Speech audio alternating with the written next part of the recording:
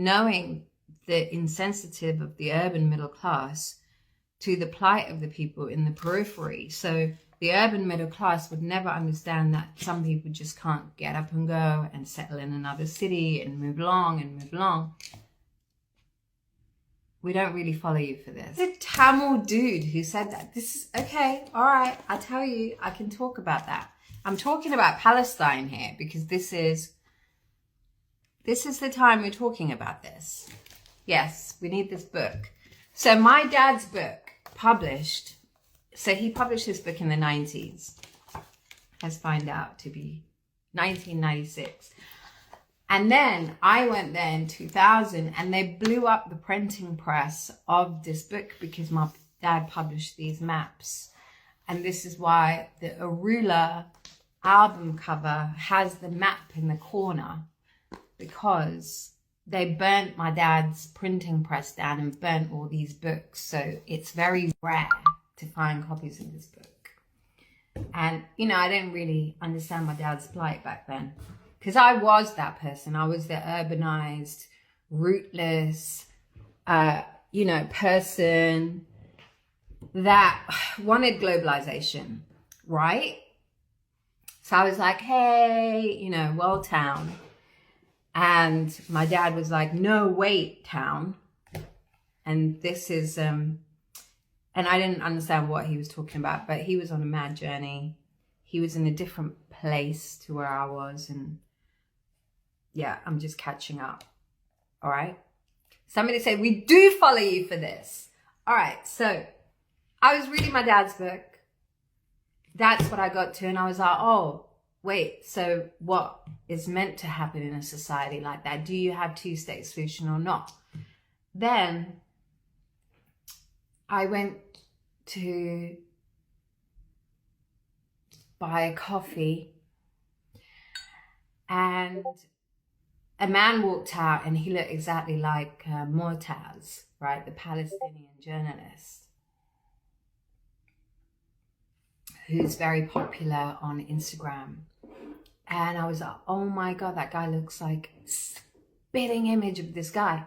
But then it's a Saturday, it's a Sabbath day, and it was a Jewish man, but they look identical. And it really just like brought that home for me, because I was like, oh, that's funny. They are identical. They probably have similar genes, and this applies to both of them. All right.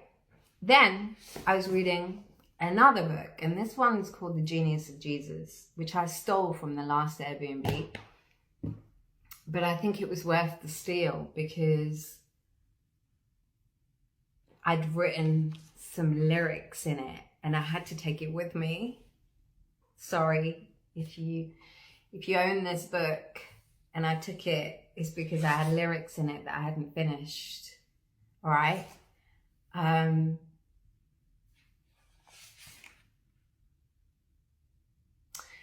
my lyrics, funny enough, is about this.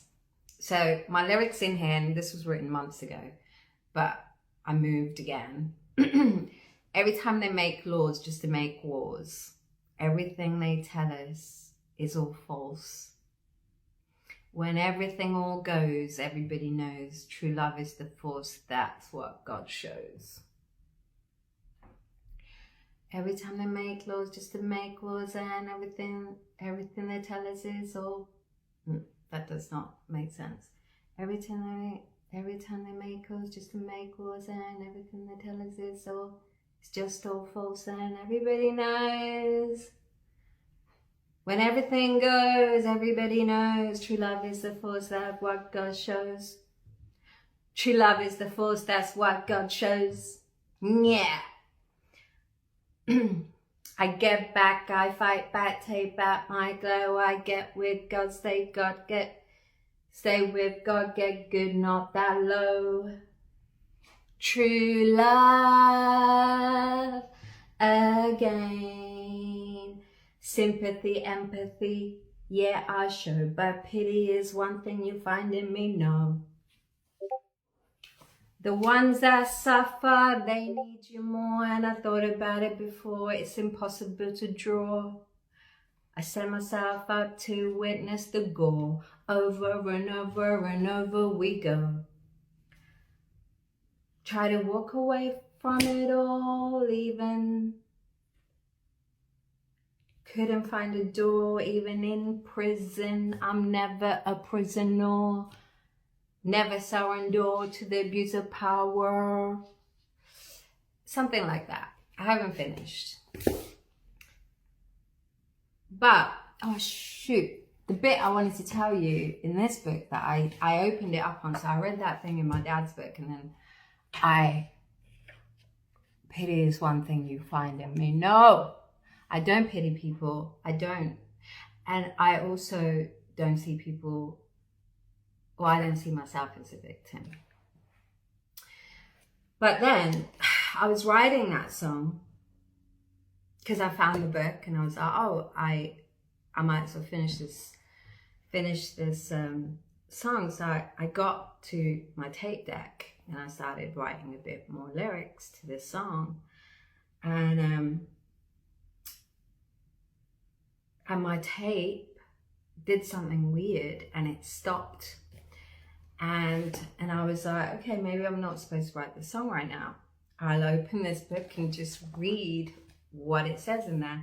And what it made me get to is that Jesus is saying, so this book is talking about the bit where the Jewish people were extremely oppressed by the Romans. Okay, so Alexander the Great was the greatest leader of all time. But he was 300 years before Jesus Christ.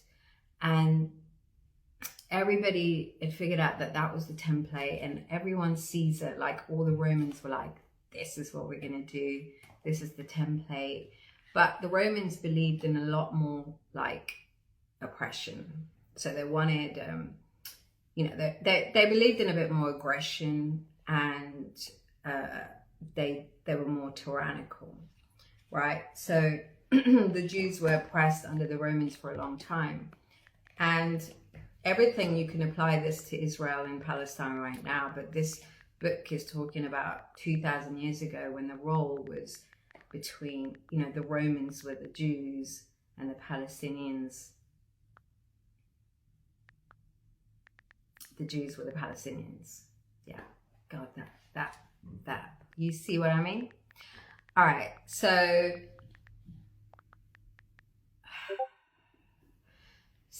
I'm going to read a bit. At the age of 20, Alexander III of Macedonia succeeded his father. I might do this in a little southern accent. All right. As ruler of what would become one of the largest empires of ancient times. By the age of 30, he had conquered all the known world. Blah, blah, blah, blah. We know about Alexander the Great. That's not the interesting bit. Okay, so in the context of the Roman emperor was an absolute in his power and claimed for himself not only loyalty, but divinity. The Romans ruled ruthlessly, believing that the privilege of conquest was to dominate one's subject through oppression and force. Into the context of this Roman world, Jesus was born. A world where greatness was seen as power. The world in which empire built, the kingdom destroyed, were proof of your greatness. Okay, it was in this world that Jesus, at the end of his life, was given a mockery title of king. For centuries, the Jews had lived and waited for their Messiah, their deliverer, their Alexander, who promised would establish his rule and kingdom on earth, and that he would come and fight this oppression. We should not be too harsh on those who expected Jesus to come in the same form as the Romans. It was not unreasonable for them to expect that their Messiah would appear like a new King David to overthrow the Romans through power and force. After all, what is the point of having power if you're still subjected to the rule of the unwanted king? The whole purpose of the deliverer is to stand up to your enemy and set you free. But it wasn't that Jesus didn't have power to wage a war. It was that he was fighting a different battle that we had than the one we had expected. He did not come to deliver us from empire or tyrants. He came to set us free from ourselves. That freedom would not be achieved through brute force or the power to rule. It could only be won through the power of humility, service, and sacrifice. Jesus did not replace power with weakness. He showed us a different kind of power altogether. He reframed power as servanthood. 2,000 years later, our conversations about power have completely altered by the way of life of this one man, Jesus. I have worked for years with leaders. Anyway, this book is written by a El Salvadorian, South American. So it's not written by a redneck American, in case you're scared. And he's talking about how the concept of servant leadership is profoundly rooted in the genius of Jesus. Jesus saw power as no one before him had ever imagined. Through his words, actions, and sacrifices, a view that with great power comes with great privilege began to surrender to the conviction that with great power comes great responsibility. So basically he's saying that you got to set yourself free from yourself. And a lot of you are mad because you want violence for violence, tit for tat, revenge. And this is what all my last week when I was talking to you guys trying to say, it's not about that. Like everyone's like, Maya, where's the gangster in you? Don't want to fucking blow shit up. And it's like, actually no, because that's doing exactly what they do. And that is not real power. And just because I'm like that, it doesn't mean that's weakness. Yeah? And so self-improvement and setting yourself free from your own mental prison is the key. That rhymes because I'm in bar mode. And you know, that forgiveness thing, because also everyone's like, oh Maya, you have Stockholm syndrome because you're in America and now suddenly you like Americans. And it's not, it is about understanding the world in a different way, forgiveness, tolerance, and understanding. You know, I'm free. I really am. So 1996, my dad was talking about the thing that some of you are going through regarding Palestine. And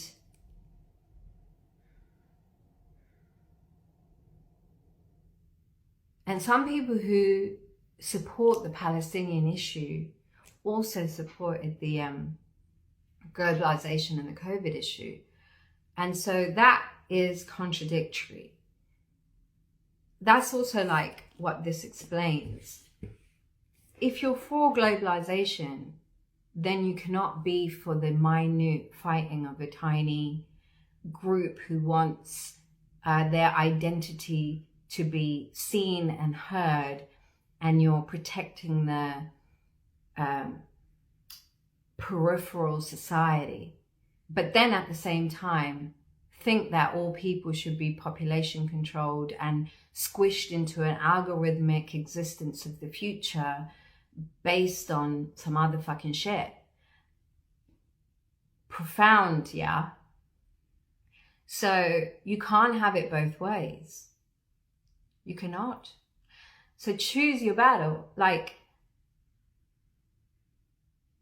are you for individual societies and peripheral societies and preserving the ancient cultures and identities and villages and all of these things? Or are you for modernization and bringing in communism and squishing everything into a regimented, you know, factory monitored society? And are you going to be in charge of those drones in the future that's like, oh, somebody didn't fucking like say the right thing and have the right fucking emoji in their fucking profile? Are you, and then be a fascist about that? Are you going to do that? Because some of you are like that. And so some of you have taken the word oppression and taken the word of like,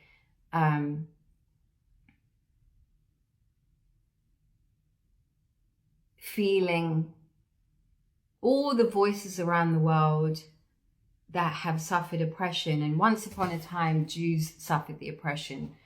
Now it's not that.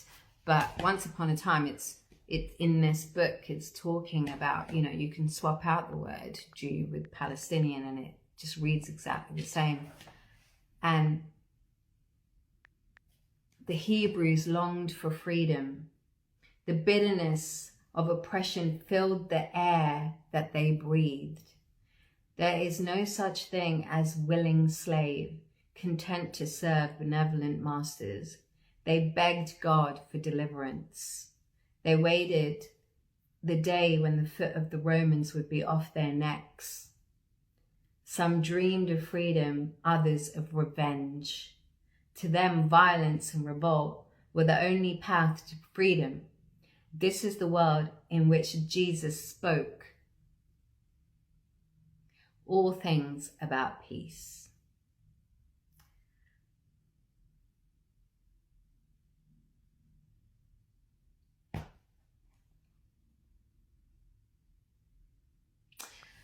So he says, eye for an eye and tooth for a tooth, I imagine, was something the Hebrews said all the time under their breath. Every time a Roman took advantage of the Israelites, they would remember. Every time the hand of oppression stole their dignity, they would whisper in their saying to one another.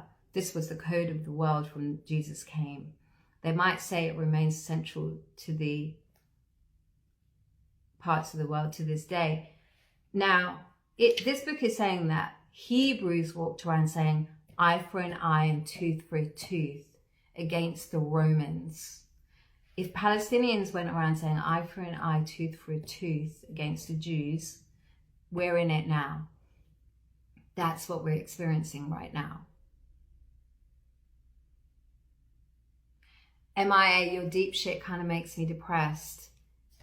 I didn't write this. But don't be depressed. Depression is the thing you need to free yourself from. Like, stop saying that. Like, free out that shit. The spirit of depression, I rebuke it. Check out.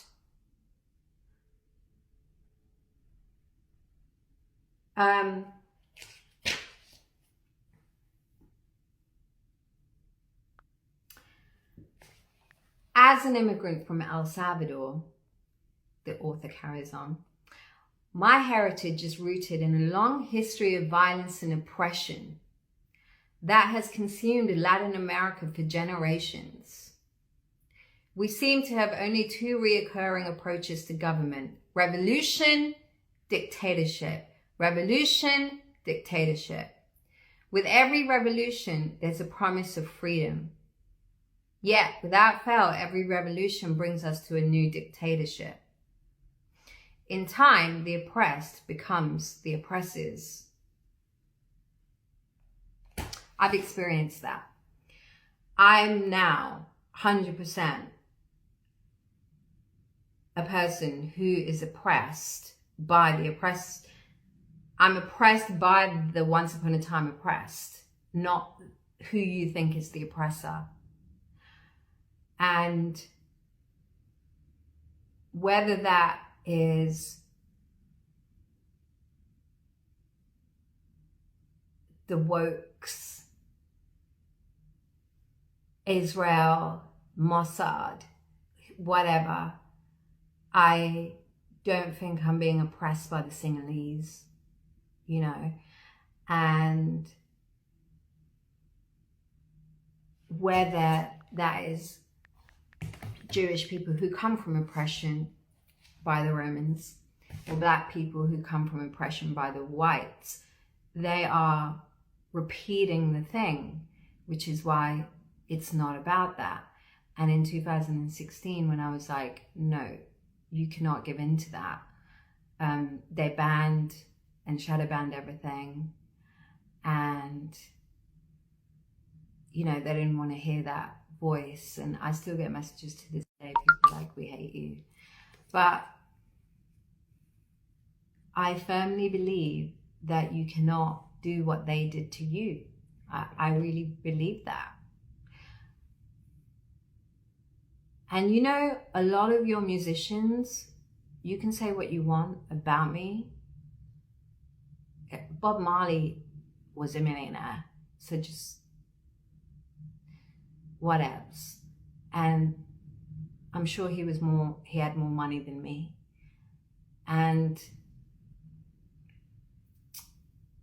But Bob Marley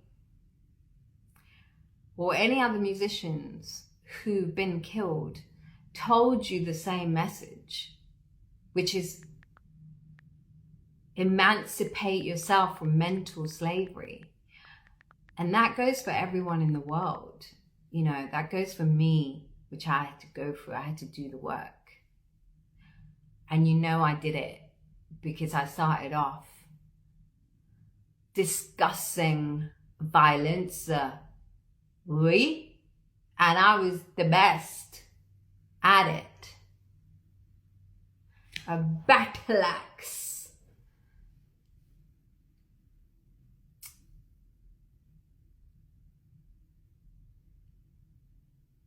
I could listen to M.I.A all day. It's like free therapy. That's nice. But true, you're very lucky I'm not dead. And I'm very lucky. So I might as well share this because guess what? Bob Marley is dead. And he did sing, you know, free yourself from mental slavery. And this said, that's what Jesus was saying, that when he came and the Messiah came, Messiah didn't come with bigger guns and bigger bombs. He didn't. No. And I bet. So he didn't come with bigger guns and bigger bombs. So that's not the message. So I can't tell you that, you know. And we have to be really careful because our current oppressors do believe in the bigger bombs, bigger guns. So you and I cannot believe that. Our oppressors believe that already. And they don't even need you to pick up that gun. You know, that shit is automated. That shit is machines. Like, they don't even need you. So you don't even have to be loyal to them. So then,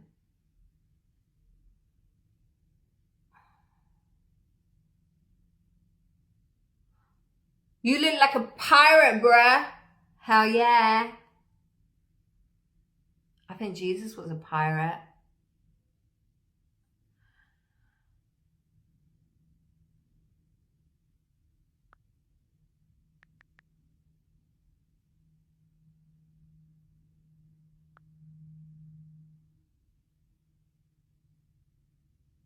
Man boy syndrome playing cowboys and Indians. I love that.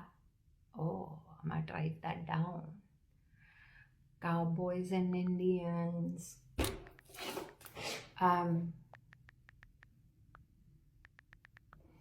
Omnicap is tough. Buy Omni. Keeps your mind stable in these times.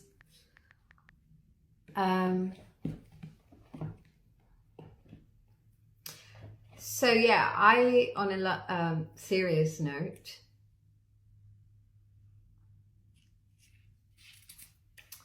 on a serious note,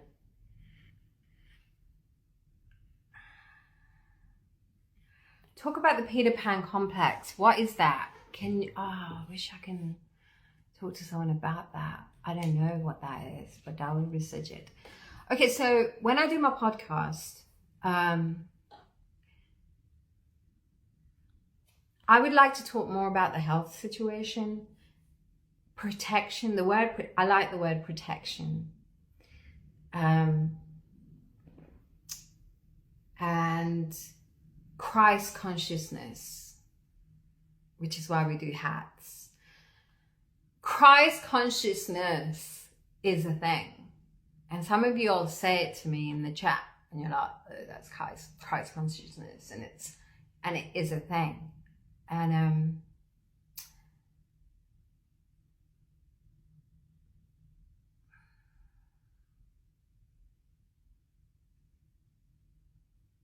yeah. And I do think that that can go across any topics, you know.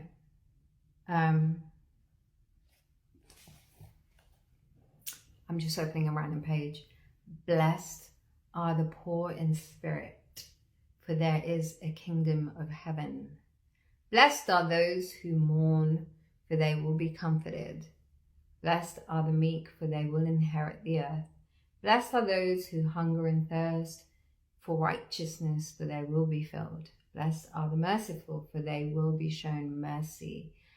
Blessed are the pure in heart, for they will see God. Blessed are the peacemakers, for they will be called the children of God. And blessed are those who are persecuted because of righteousness, for there is a kingdom of heaven. Okay, but don't be poor just because you think Jesus promises the kingdom of heaven to the poor. Like, don't do that on purpose.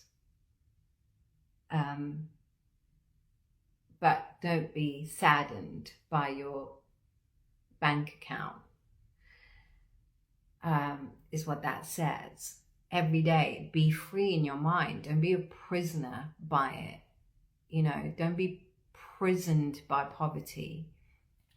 Poor in spirit. I like that. Yeah, or poor in spirit. But don't hate because you're poor. And don't cling on to poor just so that it gives you the right to hate. And oh my God, that's so true. It said, blessed are the poor in spirit. Bless the poor in spirit. Blessed are the poor in spirit. What does that mean?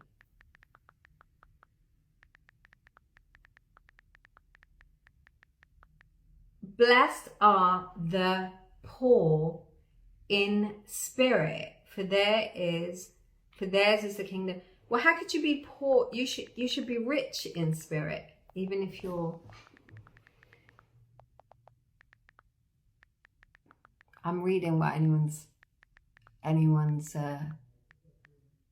interpretation of that is. What's in spirit next to poor? Blessed are the poor in spirit.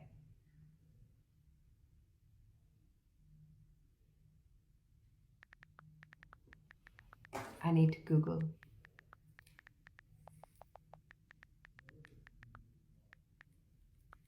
Hello. What does I'm not going to ask ChatGPT yet. They don't like the Bible. It never tells me anything about it. It's very annoying.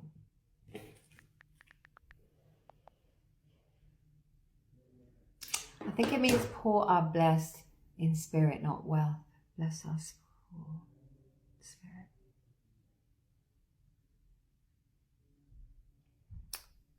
To be happy and full in spirit, poor in material things. You know, I'm reading a book. This is not the Bible. So I hope that this is word to word what it says in the thing, in the Bible.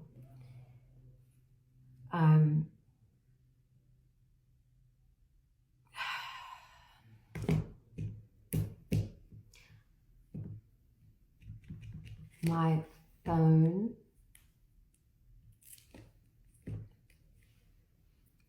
The poor in spirit need God saving the most and are given the grace because of God's mercy a lot. Someone said it is like that in the Bible. The name of the book this is called The Genius of Jesus. And again, I stole it because I wrote in it. And I will return it once I finish the song. I just put it through the letterbox. Vanakkam.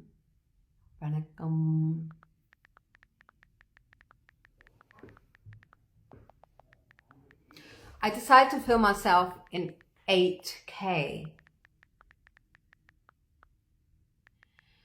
Spiritual poverty. Spiritual poverty is something I've never suffered from, because whatever it is, I was always looking and feeling and being and understanding it. And I made a lot of enemies, but a lot of friends too.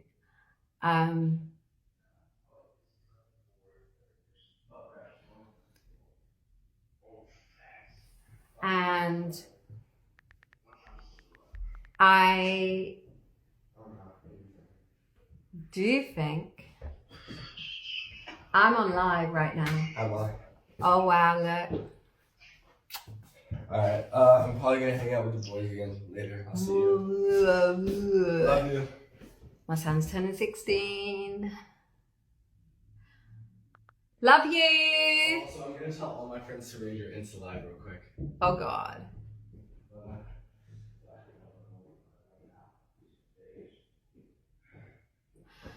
Greetings from Morocco. Who is that? That's my son. I am a mum. You forgot.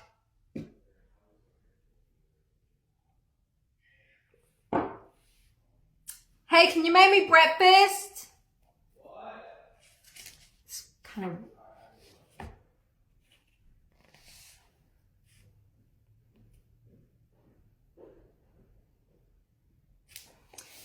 Jesus was not moved to violence, retaliation, or vengeance.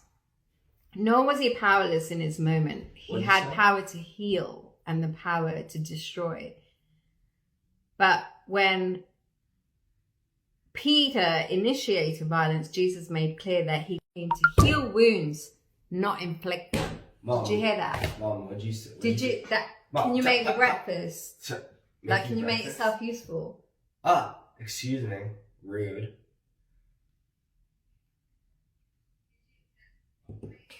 It's 8 p.m. in Germany. What do you want? I was just gonna order some IHOP or something. Well, I would like to, could the podcast be about health? Because I fast in the morning. I try to go as long as I can. Without eating. So you could break your fast around 2 or 3 if you're like deliberately fasting. If not, skip breakfast, eat lunch. That's the vibe.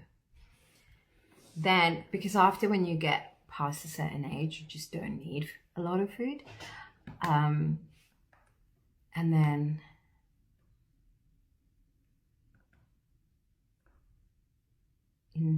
investing.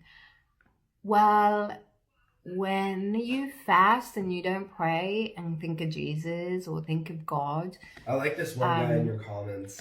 He's chill. He's reading all your comments. I like him. He's chill. Like Adrian Dev7. I mess with him.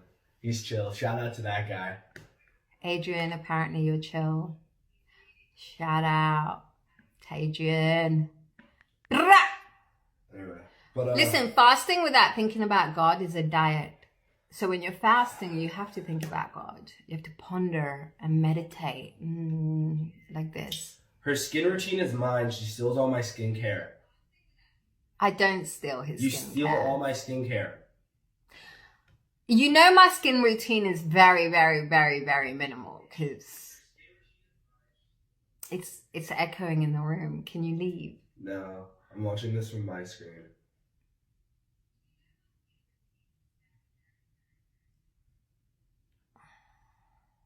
I had a lemon eating contest with someone in Vancouver when I was 4.